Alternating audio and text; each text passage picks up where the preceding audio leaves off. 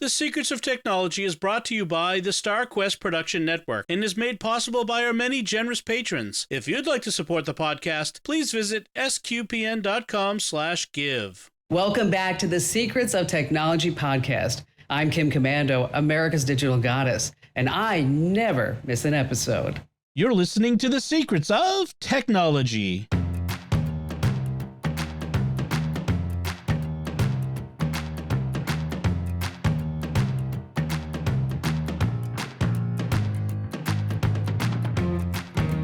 Hi, I'm Dom Bettinelli, and you're listening to The Secrets of Technology, where we discuss the technology news that's important to you from a uniquely Catholic point of view. And joining me today on the panel are Pat Scott. Hey, Pat. Hello there. And Father Andrew Kinstetter. Hey, Father Andrew. Hello. So I want to tell you all, before we get into our subjects today, I want to tell you all about another show on the StarQuest Network you are sure to enjoy called The Secrets of Stargate. You can find that wherever fine podcasts are found or at sqpn.com/Stargate. So as you all know, it has become our tradition in every December to have a few episodes where we discuss some Christmas gift ideas for the techie in your life. And this year we decided to do themed each week, a different theme each panel that we do. And of course, we had to do VR for ours with Pat and Father Andrew. So this year we're giving you some VR ideas. And some of these are things we may have talked about before, but we're bringing them up again. And as I will remind you, with our Christmas gift guides, these are not necessarily things that we've used ourselves or played ourselves. Some of them are. In fact, a lot of this stuff that we've tried ourselves. But sometimes the things we might aspire to have or would like for Christmas for ourselves, for instance. So that's how hint. Hint, for those who may be listening, Melanie. So this is, and I know we're getting right up close to Christmas now as the show releases. So, but there is a nice tradition of Epiphany gifts. That's something that Pat's family does, I know, and that has become part of my family tradition, where we give gifts to one another on a Feast of Epiphany, the day Jesus got his gifts, So and you also get the after Christmas sales. So so then maybe you give someone a nice Epiphany gift. So I suppose I should also add that some of the things we're going to talk about will have general applicability to different VR headsets in general, but a lot of I know the three of us, our experiences with the Oculus ones, and so all of this stuff will work with Oculus as well. Yeah. Yes. Now it's Meta. Quest. It was Oculus. Now Facebook decided to be Meta. All right. So all that preamble aside, let's get into it. And Father Andrew, why don't you give us your first Christmas gift idea? Sure. So I'm going to preface, like, all of mine are so when I use the Oculus Quest, or the Meta Quest as it is, I love how we all sort of, Dom, you and I probably overlap a little bit more, but we all sort of have different reasons for why we use the Quest and what we enjoy about it. So my primary experience and love for the Quest is the gaming experience.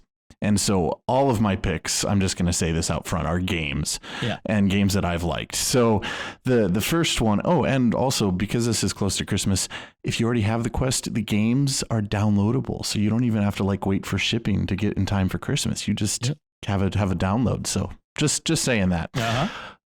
So my first pick is, of course, going to be Star Wars related, and it would be the Star Wars Tales from Galaxy's Edge. This is the newer game that they have for the Quest. This takes place after technically in the Star Wars timeline. It puts you in the place of a droid technician who goes to Batuu.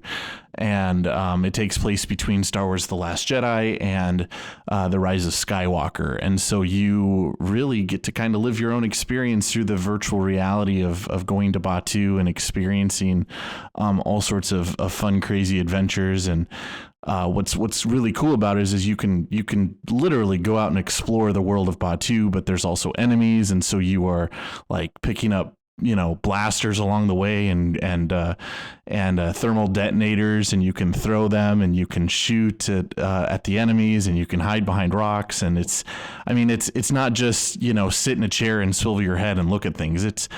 you have the freedom to even walk around and experience things as best you can in that virtual environment, and puts you right in the middle of your own Star Wars adventure. So it is, I think, a must-have for the Star Wars fan in your life, and it's one I would highly recommend. I haven't played it yet myself, which is funny, but my kids have, and they've really enjoyed it. So it goes beyond another pick that I have coming, but the Vader Immortal game, it goes beyond it, where there's a lot more freedom of story, and it's less linear. You can kind of just go off and do your own thing if you wanted to, which is really cool. And that's available. It's $25 on the Oculus store. Mm-hmm. All right, cool. Pat, what is your first Christmas gift idea? Well, my very first love, besides Supernatural, which is another an exercise thing, but my very first love in the Quest is Walkabout Mini Golf. And I play that almost daily with multiple people from all over the world. I play with people from Australia and New Zealand and Great Britain and Canada. I've got, I collect Canadians as my friends and all sorts of people. But basically, you buy the first game, which is Walkabout Mini Golf, and that comes with like 8 different scenarios. Then there's some downloadable content for $2.99, which is cheap for an add-on. And the latest add-ons have been Myst and 20,000 Leagues Under the Sea, and they are outstanding. Wow. I mean, that puts you right in the middle of Myst, and you get to solve some of the puzzles that are too hard in the PC game. You get to play with them and walk around the island, and the challenges in the golf game are different. They've added some things that are more than a slight difference in the way things work for this particular game. And the same thing for 20,000 Leagues Under the Sea. It's you get to visit the Nautilus and play around in there and solve puzzles in there, and it's just amazing. So it's a great solo thing, but it's even better as a group thing.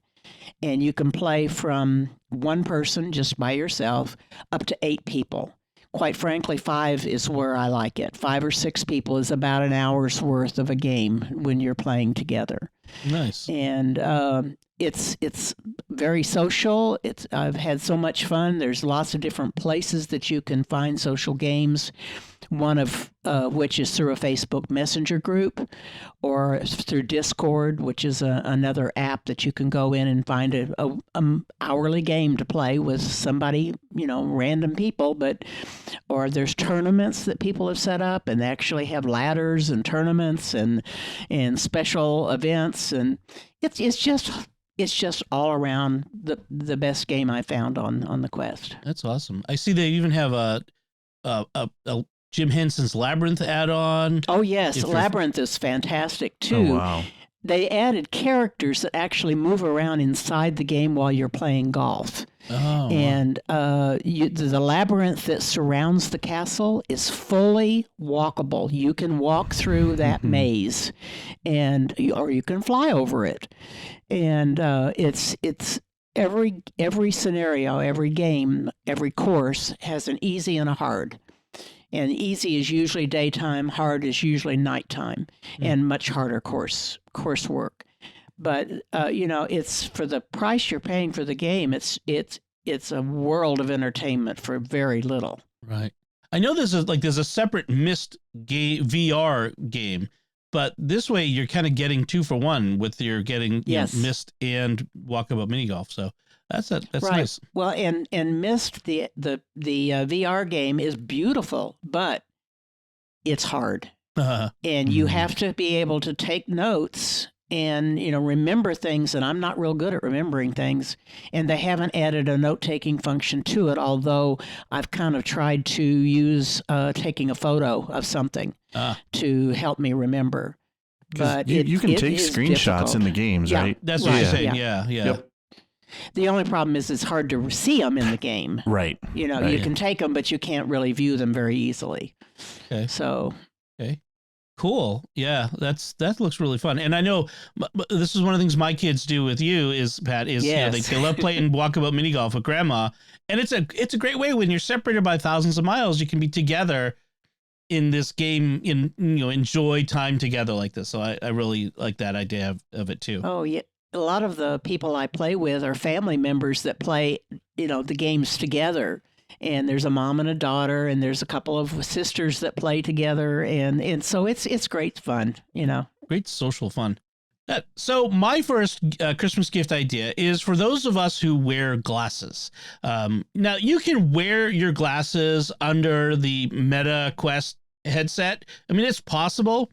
It's not always comfortable. Sometimes the glasses get mushed up against your eyes and they get smudged and that sort of thing. So if you're going to use your Quest for, at any amount of time, you might want to invest in some prescription lenses that go on the inside. And the one I use is from a company called Reloptics. And basically you just give them your prescription, your latest prescription from your doctor, your optometrist. You send it off to them and they craft lenses, and they come as two separate little lenses that attach magnetically left and right, so they are labeled. They attach magnetically inside the headset. And so when you want to play, you can put it on, you wear it, you don't have to wear your glasses, and you get to see what's going on in your corrected vision. So, and those are $72, which it's not cheap, but it's not bad either. And so, if you want to get those for a loved one who uses a Meta, and has got glasses, it's nice. I know a lot of people wear contacts and that sort of thing. I've never gotten around to sticking my finger in my eye. So I like these VR lenses, the prescription lenses for the VR. They worked really well for me. Yeah, I echo that. They're very good. I have to assume that wearing glasses under the Meta Quest is not comfortable. It can be a little awkward, especially when you're trying to put on and off the headset. They get caught in there. So with some people, if you've got small frames, they work better than if you've got really oversized frames. Right. Because then they do mush you, as Dom mentioned. Now, I have an upcoming gift idea that would make it easier to wear glasses, but we'll talk about that when I get to it. But so if you don't want to go for the prescription lenses, I got another one that might help with that. And by the way, the prescription lenses, as Dom said, they're magnetic. So like if you're wearing them, all you have to do is just pop them out for somebody that's visiting or somebody else in the family. You don't have to go through a lot of rigmarole. It's just pop them out, and then when you want to play, you pop them back in. And they come with a nice case, like separate little soft bags for the left and right lens, and then a carrying case for them. And so it's really well done. It's really nicely done. So that brings us back around to you, Father Andrew. What's your next Christmas gift idea? Well, my next gift idea was already alluded to when I was talking about Galaxy's Edge. And this one would be the original VR Star Wars experience called Vader Immortal.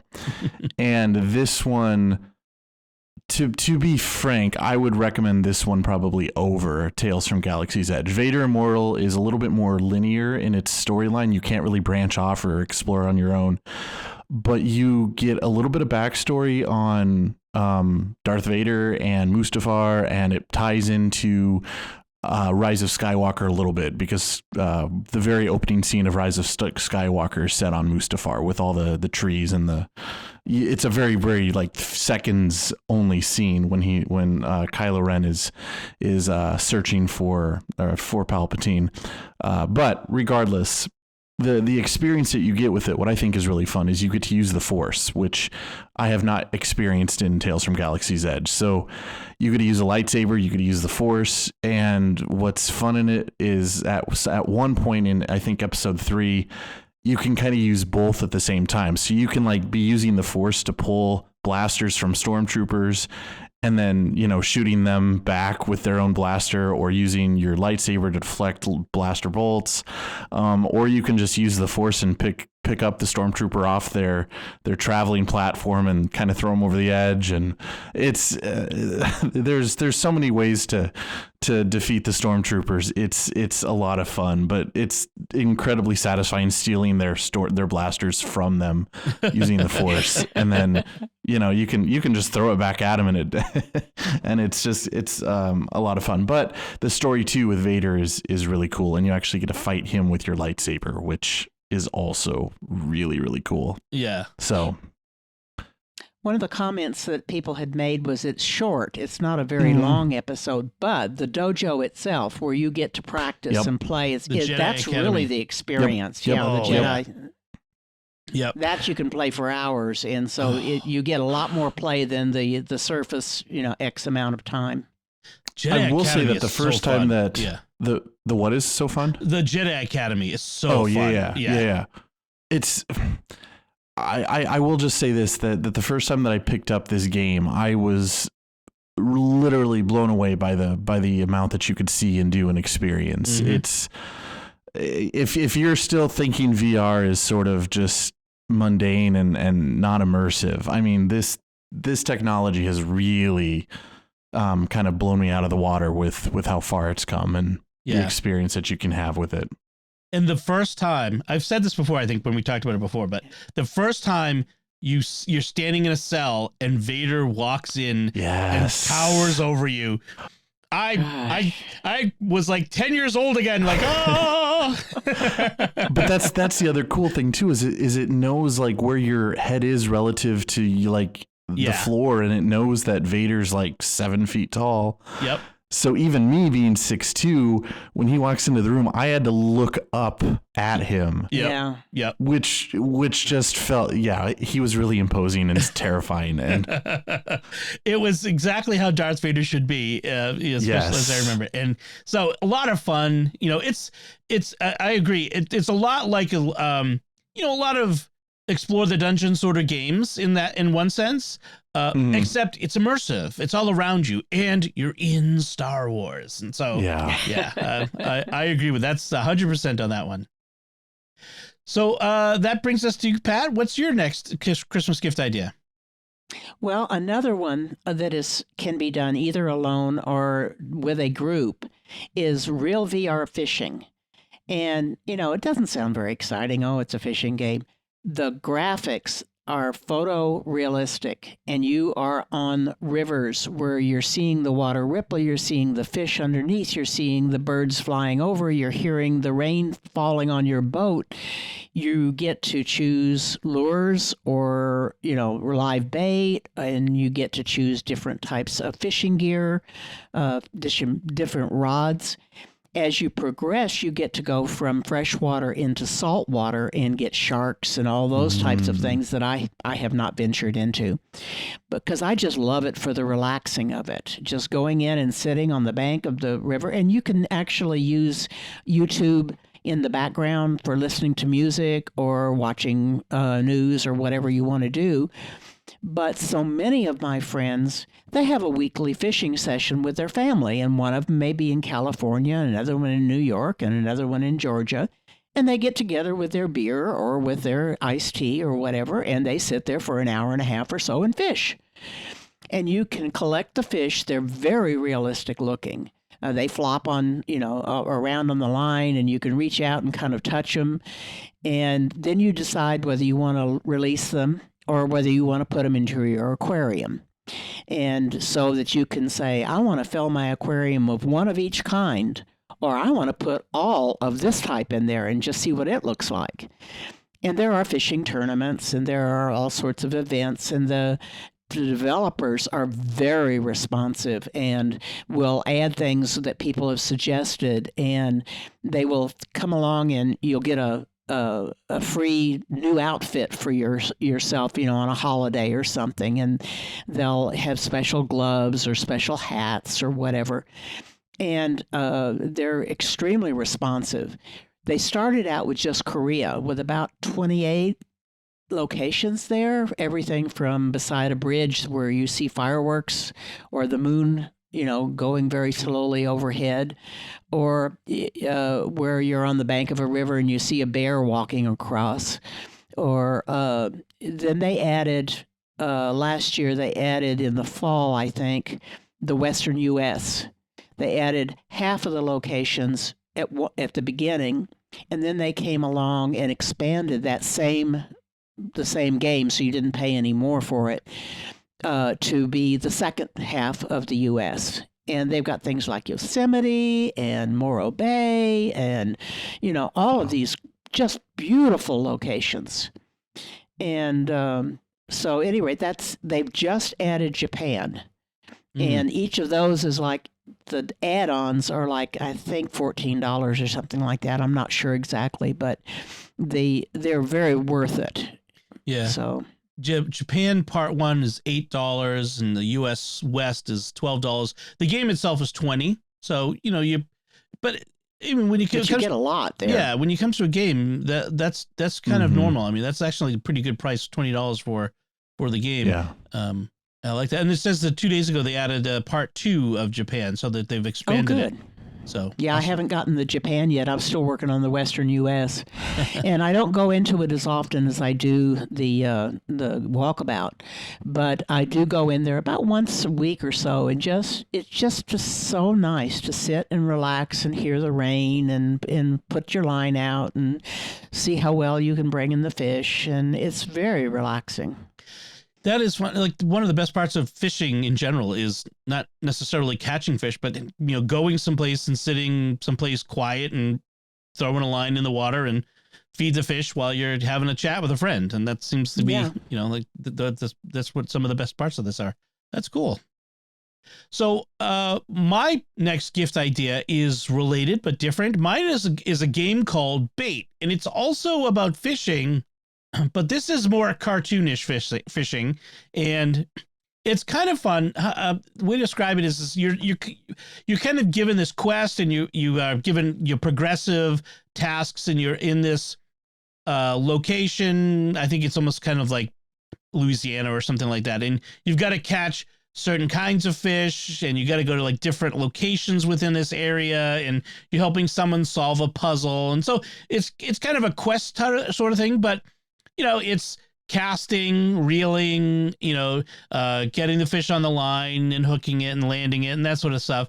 And then there's a kind of a silly line. It's not realistic in the sense of the fish aren't based on real fish or that sort of thing. It's a different kind of game, but it was kind of fun when I played with it, and they're updating it and doing more and more with it. But it's a sort of a casual game, and it's free. That one's free. Yes. There are some in-app purchases you can do, but I don't think I bought anything. I think you could just play it for free for a while. I think if you reach the end of the story and you want to keep going, I think you can actually buy some more space, but I think you can complete the story without paying anything. So. And there's a certain amount of, if you want special bait or something like that, there's a way to buy special bait in there. Yeah. But it's a lot of fun, and it's a solo, though. You can't play with other people. Right. But it is a lot of fun, and it's a good way to get started. I suppose as a gift idea, it's free, but maybe you could buy the in game, the DLC, the downloadable content, for someone for Christmas, that sort of thing. So as I think about it. All right, that brings us back around to you, Father. What's your next Christmas gift idea?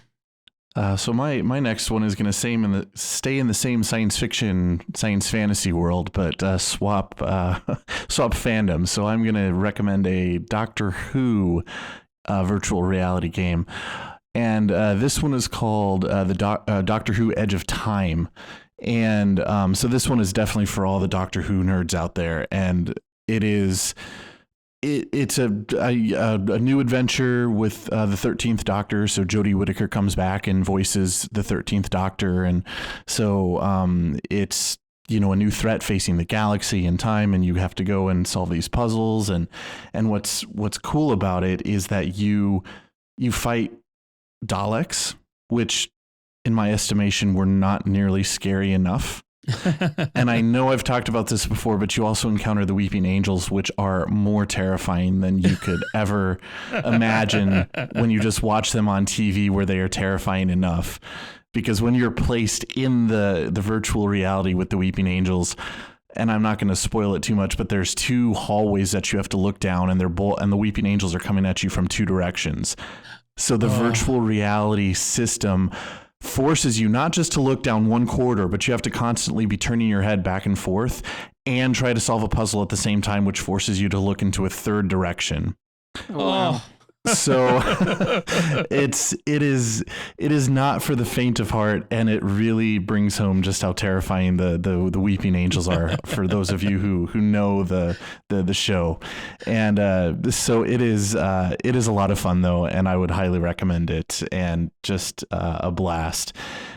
So yeah, I notice a pattern here with our picks. Like mine is for the intense games. So maybe play mine and then jump to Pat's relaxation, sit by the creek side and go fishing for a while after the Weeping Angels terrify you. I'm going to suggest, so if you give this game to someone, wait till they're doing the Weeping Angels and then sneak up behind them and grab them. Not if you don't want to take them to the hospital. Yeah, you might wind up with a broken nose with that. No kidding. The nice thing with this one is it's available not just on the Quest on Meta, but also on the PlayStation VR and the Steam store, which I think works with the HTC Vive. So it's available on everything basically. Yep. So that's nice with that one. That's cool. And it is only let's see, it's $20. So, and you get to drive the TARDIS. Oh. Granted, it's the 13th Doctor's desktop setting, so it's not my favorite, but still, you get to fly the TARDIS. So there needs to be more Doctor Who VR and that sort of thing. Maybe with some throwbacks to some earlier TARDISes. That would be fun. That would be fun. Yeah. Pat, what do you have next? Okay, well, I puzzled a lot over this one, but I'm sorry. Lots of us grew up playing jigsaw puzzles, and that's a lot of fun. It's a 2-dimensional thing, basically a jigsaw puzzle is. Well, there is one called Puzzling Places that is a 3D sculpture type jigsaw puzzle. You enter a room and you see the puzzle pieces all around you, and you can choose from a lot of free ones. There's probably 16, 20 or more free ones, and then you can buy packs of additional ones if you want, and they give away some free ones periodically. But basically you can say whether you want them to be 25 pieces, 50, 100, 300, so you can make the puzzle as detailed and difficult as you want, or something that can just relax. But as you're putting it together, the pieces snap into place, and then you can rotate this with your hands so that you can see inside, top view, bottom view, and you're given about 6 views or maybe 4 views of the object, and trying to figure out where one piece goes, which surface it's going on.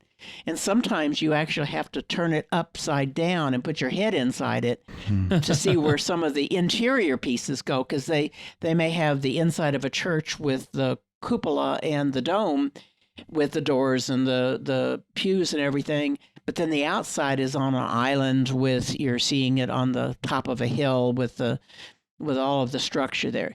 And it's very relaxing. As you're putting the pieces together, most of them have a soundtrack. So if it's like a medieval village, you may hear people talking and in the background and dogs barking, or a cart rolling by, and it's 3D. I mean, you're hearing it around you. And as you get certain key puzzles pieces put into place, then the soundscape explodes and you get fireworks and all sorts of incentive as you're finishing putting it together, and then you get a real sound experience from that particular piece. So there might be an abbey, or there might be a kimono, like a Japanese kimono, or there might be a seaside wharf or a boat that you're putting together. Mm-hmm. And again, just the fact that it's 3D and you can spin it around and try to figure out where these pieces go, it's a hoot. So it looks like it's $15. It's a solo game. Yeah. and it looks like it's $15 for the basic game, and then they have monthly add-on packs, $5 each. But you get it looks like the add-on packs, you get a half a dozen, maybe more additional puzzles. So Right. that's really nice. They and yeah, so it's 3D hyper realistic miniatures of places and things from around the world. So that looks really fun. There was one that was kind of a library looking thing that you put together the inside and the outside so that you look down from the top and you can see all the things that are inside this room, as well as from the outside of the building, you can see the chimneys and the fireplaces and all that kind of thing too. Awesome. The Halloween was really fun. Oh. They had a haunted graveyard, with glowing pumpkins and stuff like that in there. It was fun. Nice. Cool. That's a good one. My sons love jigsaw puzzles, so they would probably like that too. Oh yeah. So my next pick is a bit of hardware to go along with your Meta Quest. Sorry, Zuckerberg changing things. But this is a head strap, which Pat, you got me for Christmas last year, which was fantastic. And it replaces the standard head strap, which clamps on your face and kind of holds the viewport against your face. Well, Elastically. Yes. Well, with this new thing, it's more of a halo situation. So it's the Bobo VR M2 Plus head strap. So it's a strap that goes around your head, but it kind of holds the viewport kind of in front of your eyes, so it's not pulling it against it. It's you got to figure out how to adjust it. But once you figured it out, I had to look at a YouTube video of somebody doing it. But once I watched the video, I'm like, oh, okay. It's like riding a bike. Like, oh, once you understand what you're doing, then it's clear how to adjust it. So that's what I did. Another nice thing about it is that it comes with 2 magnetic battery packs that attach magnetically to the back of the strap. So it provides a little weight counterbalance, which is good, but also provides a lot more additional battery time, usage time. And when the battery dies, it's magnetic. You can take it off without taking the thing off and slapping the new one on. So it's really nice. And it's $90, but it's a really nice set. And then it comes with a charging pad for the batteries and the whole thing. So it's a really, really nice setup. If you're going to use your VR headset for any length of time, this sort of thing is really great. So I think you can get just the head strap without the battery thing for like $36. So if you're looking for something a little less expensive. It's not the Pro version. It's the regular Bobo M1, I think it is. Yeah. And then the M2 comes with the one battery, and then you can add on as many batteries as you want. But most people like the 2 batteries because while you're charging one, you're playing with the other. Right. And so it takes it from just being about an hour and a half with the standard headset, and with what's built in, and then each of those adds about another hour or so. To it. Yeah. You probably don't want to be on there for more than, say, 3 hours max. Anyway. It's probably not good for you. But like if you're watching a movie, which you can do in a VR, you're gonna need that extra time to get the whole movie in. So that was that. Father, you have another Christmas gift idea that you wanted to share?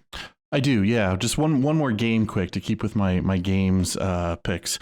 And this one jumps from science fiction, Star Wars stuff to zombie and horror. And I will say right off the bat that I am not typically a horror kind of fan. Like, I don't like the movies, and I don't do that kind of stuff. But I ended up getting into the Resident Evil series it comes on Xbox and PlayStation and Nintendo and all the normal systems. And me and my brother have kind of gotten into the lore, and we think it's kind of fun to try to figure out what caused the zombie apocalypse and whatnot. But regardless of all of that, Resident Evil 4 recently in the last year released a virtual reality version of Resident Evil 4, which, if you talk to Resident Evil fans, the 4th installment is often considered the best. it's a mix between kind of the action shooter that the following game sort of kind of started to really focus on, and less on the suspense kind of horror. But still, like this particular game, you're fighting zombies, a version of zombies in Spain, and you're trying to rescue the president of the United States' daughter who was kidnapped.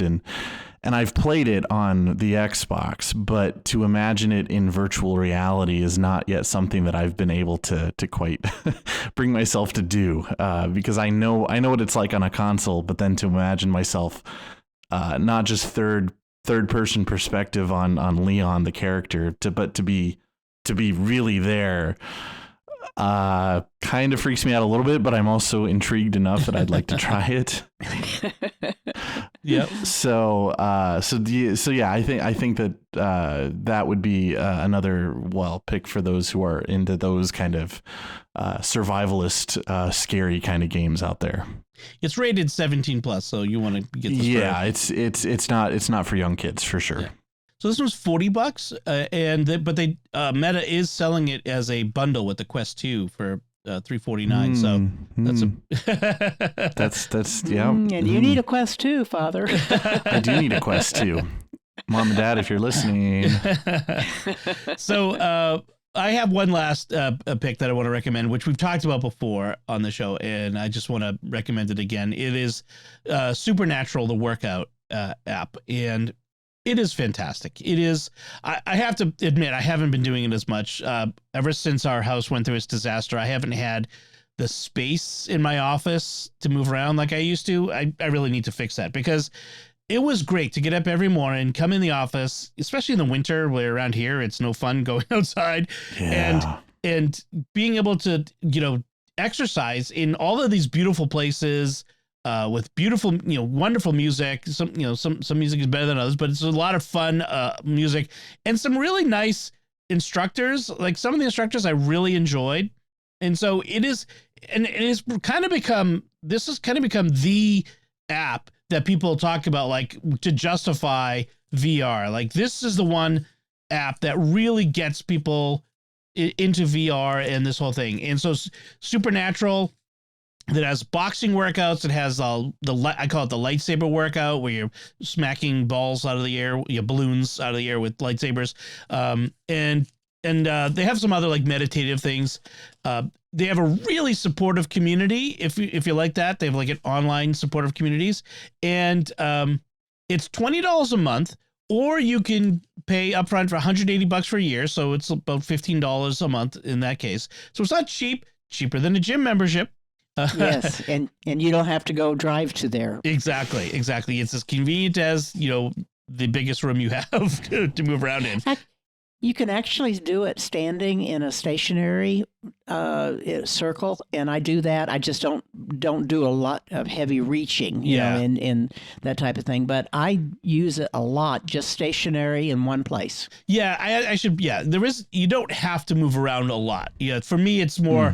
I smacked my hand on my desk a couple times, and that was like, I need to rearrange things a little bit and get a little bit more room. I have a very small space in general for VR in my office. When the kids do it, I have them do it in the living room, and we push things back, and I could be out there, but yeah, I'd wake people up doing it in the morning. But I'll figure it out. But I really enjoyed doing that, and it really got me exercising, and I was closing my rings on my Apple Watch every day and all that sort of stuff. So if you're looking for a nice way to get exercise, it would help someone to get exercising more. This is and this for people of all abilities. You don't have to be a workout. If you've seen me, I'm not a workout buff dude. I'm not a gym bro. So it's a nice way to help people get more active who need to be a little more active, and it's a fantastic, positive, uplifting way of doing that. And it's fun. Yeah, they've added some things with more leg movement kicks type thing too, because people were asking for lower body stuff, because it's a great cardio workout. Yeah, but it's not a resistance training. But they've added the lower, kicking with your legs and knees to hit the targets too. Oh, okay. So those are optional. You don't have to, but they're available. Cool. And they release a couple of workouts a day. Oh yeah. So the library of workouts that you can do anywhere from 10 minutes all the way up to an hour is just fantastic. It's like in the, 600 or 800s now. Yeah. So it is fantastic. It's a lot of fun. Mm-hmm. Yeah. And I think we've all done it, right? We've all. Yep. Yep. Yeah. I'm a fan of anything that tricks you into working out without where you don't you don't think you're working out. You're having fun. It's Right. I'm all I for feel that. like I feel like it's kind of a dance. It's kind of almost like you're flowing and dancing and the good music and all, and it's really upbeat. Mhm. Yeah. And so You can feel like you're an action hero with a soundtrack. I mean, it just depends on how you want to do it. There's one setting I think I mentioned before. It's in the Wadi Rum in Jordan, the country of Jordan, and it is where they filmed the scene where Rey jumps over Kylo Ren's TIE fighter. And I tell you, every time I do that, I want them to do Star Wars music for that. Please do Star Wars music for that. I mean, that's the place anyway. So cool. All right, so those are our Christmas gift ideas related to VR. We hope that if you're getting something VR related for Christmas, or someone who's VR aficionado, that you consider some of this. And all of this, you can go in the Oculus store if they have an Oculus, and you can buy gift cards there for people. And so that's you can either buy a particular piece of software and gift it to somebody, or you can just buy someone a gift card, an Oculus gift card. So that's an option too. So let's move on to the rest of our show. And I want to first take a moment to thank our patrons who make it possible for us to create the Secrets of Technology, including Steve H., Teresa N., Samuel C., Ian S., and Nick W. Their generous tax-deductible donations at sqpn.com/give make it possible for us to continue the Secrets of Technology and all the shows at StarQuest. And you can join them by visiting sqpn.com/give. So we've got some headlines we want to discuss, and it is Christmas shopping time, and a lot of people are going to be doing their Christmas shopping at Amazon. And so this headline will be interesting for you. The headline is, "It's not your imagination. Shopping on Amazon has gotten worse." And so the story is that this study was done of Amazon's the search results, and what they found was for a lot of the search results, you are not getting just the things that best fit your results. You're getting a lot of ads. And in fact, in the first page of the search results is almost always ads. It's things that are sponsored or put there. And there's a lot of deceptive advertising in the sense of they'll say things like top rated from our brands. Those are all paid for ad based, and things like that. And I have to say, I've noticed the same thing where I will search for something very specific and get a lot of stuff that isn't really even the same thing. And, it's off. And they use the example of searching for cat beds and getting dog related stuff, or dog beds and getting cat related stuff, or whatever it is. But what do y'all think? What has been your experience with Amazon? I mean, has it gotten worse over time? I've noticed a lot more of the sponsored stuff showing up in the top stuff, and my mind just goes slip down to the ones that don't say sponsored. So I understand for somebody who's not aware that could be, they think that that's the best product, but it's a sponsored product, and they don't realize that that's why it's up so high. Right. So it is very deceptive in that sense. But I dig down through until I find what I'm looking for. And I've always noticed, I guess, ads and whatnot, but I'm usually always looking for something very particular, and so I know exactly, like when I see it, I know what I'm looking for. It's not I'm not just browsing kind of the best cat bed out there. Mm-hmm. In fact, I'll never search for a cat bed in my life. At least I hope I won't have to ever do that. But yeah. I don't know. I like the convenience of Amazon, but I'm also it makes me kind of, I'd rather support local if I could, or those sorts of things, and avoid all of that, because all those people, of course, they're paying Amazon to get their product front and center, and whether it's exactly what you're looking for or not, depends on the product, but I don't know. There's It a lot works of- and it doesn't. It's Yeah. There's a lot of knockoff stuff too, like things that are like made by no-name brands, like with weird all caps pseudo word names, if you know what I mean, and Yeah. that are that will start with the same letter as a well-known brand, for example, or like I'll look for a very specific thing like an Anker battery charger, and I will get listings for things that are clearly not from Anker, like. And it's not just Amazon. The article talks about you'll see this in Google, Google search results. You even see this in the Apple App Store, which I've noticed. It's like you'll search for Oh yeah, a specific app. and you'll get things that are not at all that, and that's been a problem. I'm kind of surprised at Apple like letting that happen. Like there was like a famous one where someone searched for some like productivity app, and they got the top result was a gambling app. Like what?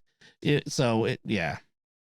Yeah, and I think there's a danger here. I don't want to go too far on a tangent here, so Tom, Yep. stop me if this is too out there. But I've had the experience. In fact, just recently I bought Mannheim Steamroller tickets for a concert in Wyoming, and when they went on sale, I was directed to a third party versus the actual site. Right. Yep. Very deceptive. And yeah, the trick is that I want people to not fall for those, because sometimes those links look legitimate, and this third party that I ended up going to was legitimate, but I didn't realize it until after the fact. But they all in total, I spent hundreds of dollars more than I should have for 4 tickets. Thankfully they had Bait and shipping. switch. Well, and thankfully they had shipping problems, and since it was on there, and they refunded me the money, and I was able to go back to the original site and get the right tickets that I wanted. But I was beating myself up because I never get caught off guard by these kind of things. I never do it, but it was a panic moment because they tricked me into thinking that the tickets were selling quickly, and Right. it was one of those. There's and, only 3 more left. right, and I, for the life of me, what I think happened is like when I went to the website, to buy the tickets, it was either too early and so they weren't on sale yet, and very likely I went to Google and just typed in the place where the venue, and the top result was, hey, we have tickets for Mannheim Steamroller at this venue, and I clicked on it, and it wasn't Wrong one. it wasn't the right one. So I share that so that just be aware that these scams are out there, and sometimes that sponsored link at the top is not the right one, and just be very careful. Yeah, not only is it just a competitor, it may be malicious. Yes. Yes. Right. Yes. Yeah. So the article that I'm going to link has a lot of tips for how to, keep yourself safe from these deceptive link, suggestions and links, but also says, these are also things that these companies need to be doing better. And maybe we need the Federal Trade Commission to kind of step in and make these things work better than they do. I really feel like another thing they recommend is to search a good review site, before, looking at the reviews and going, but even like searching for reviews on Google, there are a lot of like spammy review sites out there. So you gotta do your homework. And a lot of these are just link farms for affiliate links to Amazon, really. So I go to the wirecutters.com. I go to, which is now a New York Times thing. I go to Consumer Reports. I go to Tom's Hardware. Yeah. When you're looking for computer stuff, I try to go to known places that I know have journalistic standards and aren't just shoveling stuff at me. But it's harder when, like even for like outdoor gear, I try to find outdoor websites that are more than just links to Amazon, selling stuff. So yeah, any website that says the 100 best whatever, or the 10 best whatever, they're all just link farms. Yeah, they're just out there for advertising. Right, exactly. In fact, if you really want to spend a little time, compare the lists, and does the same 1, 2, or 3 in the top 5 all the time? That means that those probably are good. You know what I mean? And not just link farm stuff. Right. All right. So move on to our next headline. This is an interesting one. And it seems outrageous when you read the headline, but then you need to dig in a little bit. So the headline is San Francisco police seek permission for its robots to use deadly force. And now we're all thinking like RoboCop. Terminator. Yeah. Right. So what it turns out is they want the option to use their police robots that they already own, not to like shoot guns, because they're not going to arm them with guns, but in a situation where it's a last resort, lives are at stake or have already been lost. And the only thing that's left is to put perhaps an explosive device on a robot and roll it up next to a van with a bad guy in it or something like that and kill the shooter or along those lines. And now, obviously, and rightly so, there's a lot of question over this. Is this something we want to do? But so what do you all think of this? Is this is something that we should open the door to? Or is this not as big a deal as they're making it to be? What do you think? Well, one of the things that struck me was, is it something that they are remotely doing? You have an operator that making a decision, or if they've got an algorithm? For me, it should always be under human control to make a decision. And that's what it is. These are not autonomous robots that are making decisions. They're remotely piloted drones. And I think that's the key distinction. So it's an extension of their will that would take an action. Yeah. Okay. Right. I think that's the key. It always inherently makes me nervous, just because, I mean, it doesn't matter what the technology is when it fails. I mean, if you have a drone out there that's got an explosive device built onto it, and the wing, breaks and it falls into a residential neighborhood, or just, right. I mean, they probably wouldn't be that careless with it, but I'm not inherently for a problem. I'm not inherently opposed to the idea, because we need to use force, self-defense when necessary, and always as a last resort, and all of that. But you add another layer of technology. I'm just always, I guess, when it comes to this kind of thing, because lives are at stake, I'm always wondering what if the worst happens, or what could go wrong. Mm-hmm. And maybe that would be a very rare thing, but it makes me nervous. I think as long as what we're talking about is we're just like, we have a device that we're already using that's under human control, and it's not like patrolling with a bomb on it, but we're putting it on, like on a remote control car and rolling it under like I'm thinking like the TV show SWAT or something. They're rolling it under the bad guy van and it blows up or whatever, that sort of thing. Because then in principle, it's not any different than the police who are using handguns or. It's the same principle. It's just a different form of technology or different mechanical device. I think that it's the word robot. I think we have been trained by fiction of various sorts to think of robots like droids or Mr. Data or those sorts of things are autonomous operators that, the Terminator, we've got these fears about these things, and we call it a robot, but it's really just a device, a radio controlled device, right? Machine.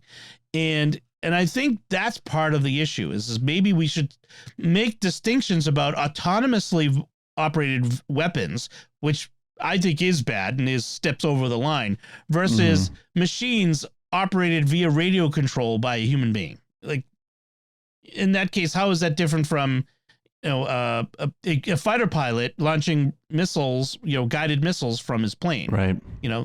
You could call that missile a robot. Yep. Or a gun that has a sight on it, a distance sight. Laser, with a laser sight, that sort of thing. Yeah. Right. So I applaud the caution. In fact, I applaud the fact that they even have to ask for permission to do this. That's a good thing. But I think saying no, I think if you trust them to carry guns in the first place, we probably be able to trust them in this sort of thing. That's my thought. Right. Anyway, so, all right. And then our last headline is an interesting, this is a lot lighter. Speaking of Amazon, though, Amazon says it plans to spend $1 billion on theatrical movies every year. Now, these are like movies they plan to put in theaters. And they said 12 to 15 movies each year. Now, Amazon recently bought MGM Studios, right? And that gives them more of this movie making ability. They've been making stuff for Prime Video, and in fact, they've spending billions of dollars to make the Lord of the Rings series. So, what do you think of this? Is this interesting to you? I mean, what do you think this is going to do for entertainment? Well, there are some movies that I'm perfectly content to watch on my home TV, but there are others that I really want to see on a big screen. Yep. So it sounds like the trend is, now that we've gotten the very worst of lockdown and all behind us, that movie theaters might be able to start making a recurrence. I mean, a resurgence. And I think it needs to be available and be able to have enough good movies to put out there. And if this is one way to do it, why not? I still like the idea that I can stream at home on something that I don't really care about the scenery that much or the soundtrack that much, but that I can go and see something that is just beautiful in a theater. Right. I think ultimately this is a good thing because like Pat has already been saying, I don't think the theater is going anywhere. I think that there is something inherent about the theatrical experience that we crave. And not only is it the sound and the big screen, but it's also the people that you're with. I remember going to see Star Wars, The Force Awakens, the energy in the theater was palpable. I mean, it was like the opening crawl and everybody's cheering and applauding. And if I was sitting home alone watching this on Disney Plus, there would be excitement, but there wouldn't be the same feel. Energy. Yeah. Right. And then even some movies, I'm thinking, for example, The Greatest Showman with Hugh Jackman. I went to theaters to see it, and it was either before or after the movie, but this thing pops up and it says, thank you for experiencing this movie the way it was intended to be experienced at the theater.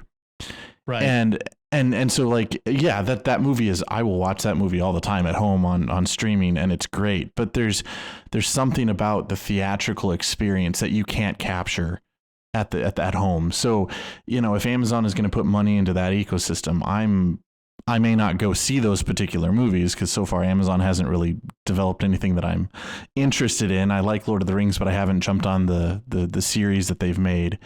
But, if we can support that system, I'm all for it because I think it's something that's not going away. And even, during the pandemic with like Spider-Man No Way Home and theaters were packed. Right. People want that experience. And I think it's good. I think it's a really good and fun thing to do. I like having the balance. I like being able to watch stuff on streaming that I don't really feel like I need to go to the theater to see. I'm glad I didn't spend the money to go see Thor: Love and Thunder. I mean, it was funny in parts, but it was not the blockbuster experience. Sure. But I would love to see a Star Wars on the big screen or a Star Trek on the big screen, or I will go see if they make another Lord of the Rings on the big screen, I'll see that. Or like, since Amazon owns MGM, they might make maybe a Stargate movie on the big screen, hint, hint. Or a series. We'll take either. That's okay. But I agree. There's something about if theaters continue to be a compelling experience, that the screens are big, the sound is good, it's an experience. Yes. But yeah, it's fascinating to me that Amazon is really kind of going into this beyond like the streaming. Yeah. I mean, originally I think a lot of this video stuff was to drive people to Amazon Prime, and to the website and to buy stuff from them. But it feels like Amazon is going beyond that and saying, we want to make money just like a big entertainment. Big entertainment company. So kind of interesting to see.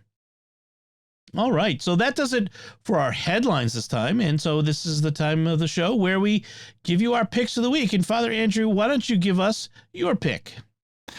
Well, my pick has already been talked about a little bit in the show, but this would be any of you listening out there, if you want to get me a Christmas present, this is it. This is my pick is the MetaQuest 2. And in particular, right now, there's a sale going on until they run out of the supply for it. But it's the MetaQuest 2, and it's bundled with Beat Saber and the Resident Evil VR game that I was telling you about earlier. And the 128 gigabyte version of it is $350, where if you just bought the 128 gigabyte normally without any add-ons, it's $400. And the 256 gigabyte version is $430 instead of $500. So a pretty substantial discount for both of those. And you get bundled 2 games, and it's an upgrade from the Quest 1, the Quest 1 is amazing, but I still haven't upgraded yet. So I can only, do either of you have the Quest 2? No. Yes. Oh, okay. Yes, you get the Quest 2, but not, I've got the 128 version. Oh, yeah. And I also had the 64 gigabyte version. Okay. I'm sure it's just better in quality and everything from the Quest 1. Oh, yes. Yeah, it is. And more games are available. Yep. Right. Yep. Right. Like I mentioned, for example, the Resident Evil game is only available on the Quest 2 or whatever probably comes out next. So, and the Quest 2 has 2 hand controllers, which as opposed to 1, which is be really useful for a lot of things. The Quest 1 has 2 hand controllers. Yeah, it was the Go. The Go only had the single controller. Okay. It was the baby. It was hard to keep track of all these different ones. Right. Now, I have had people ask whether 128 is enough or you need to go 256. A lot of the games are getting bigger, the first-person shooter, the ones that are really elaborate. But quite frankly, I've got probably 40 or 50 games on mine, and I don't have to delete and re-add and stuff like that with the 128. The 64, I was pushing it a little bit, but I think the 128's a good spot right now. For especially for somebody who's doing Supernatural and mini golf and one other game, there's no reason to have the 256 gigabyte. And I think it's fair to say that if you are running out of room, you can always delete a game and re-download it later. So it's not no like cost involved. No. Yeah. It's not like you're kind of stuck if you've got 128 gigabytes and you run out of memory and you want another game. Just delete an old one, and if you want it back, you can re-download it later. And now that the cloud save has pretty much permeated the whole thing, most of the time you don't lose your progress or you don't lose the things that you've accumulated in the game, because most games, I think all the games I know of have cloud save. That's good. Excellent. Good pick. Now's the time to buy one. And they have the new Pro Quest, which is really expensive. That's really that's for someone who's got more money to burn. Like this, and business. It's for business it's stuff. Business oriented. It's not a game oriented machine. Right. I mean, it'll run a lot of the games, but it's not meant for regular folk. Yeah. So that's good. Excellent. Pat, what is your pick this week? Well, this is not VR. I just realized that. But I used to recommend a program called ADCS to do comparisons and synchronizations of files and folders on a Windows PC. They have no longer. It's no longer available. You go looking and all you get is ads and stuff like that. So I found another one that's a freebie, and it's called Free Commander, and it will do file and folder comparisons, as well as it's got all sorts of viewing capability, and it'll look at pictures in your library and all sorts of things. It's a very full featured alternative to just using the Windows File Explorer, which is kind of like the Mac Finder. So but it is free, and it's a little bit less friendly to me than my other program was, but I may just need to get more familiar with it. But you can get it for free if you pay for a donation amount. You can get the 64 gigabyte, 64-bit, which has more integration with the Windows control panel and things like that the 32-bit version doesn't. But other than that, for my purposes, the free one will do what I want. Excellent. Very good. So my pick this week is an app for iOS called Amplosion. And so there's a thing, Google created this thing a while ago where they called AMP pages, where they're mobile, they're designed for mobile. So websites like the New York Times or, other media sites will design a special page designed to be shown on a phone. And it's supposed to be better. Well, it usually isn't. It's usually a pain in the neck. And it often doesn't show you the whole page and all the different features that you'd see on a regular PC or whatever. And so this app it's an extension for Safari on iOS and your iPad OS, where it will automatically redirect you away from the AMP page to the regular desktop page, and so you get everything. And so it's very simple, does the one thing, and it does it well. It's $2, and once you install it, you don't even, I forgot it was there. I was looking through all my things. I'm like, hey, well, that's right, I have this still. And it just does the job. And I no longer am cursing at AMP pages loading from websites. So it's a very nice little app. So I want to recommend it. All right. So I think that does it for this time. We would love to hear your thoughts on our discussion. You can let us know by commenting on the show at sqpn.com/technology or the StarQuest Facebook page at facebook.com/StarQuestMedia. Send an email to technology@sqpn.com. Visit the StarQuest Discord community at sqpn.com/Discord. You'll find links from our discussion and picks of the week and our gift ideas on our show notes at sqpn.com. We want to thank James for his research assistance in this episode. And until next time, Father Andrew Kinstetter, thank you for joining me and sharing the secrets of technology. Absolutely. And Merry Christmas to everyone out there. That's right. And Pat Scott, thank you as well. Sure, it was good to be here, and Merry Christmas. And once again, I'm Dom Bettinelli. Thank you for listening to the Secrets of Technology on StarQuest, and Merry Christmas from me as well.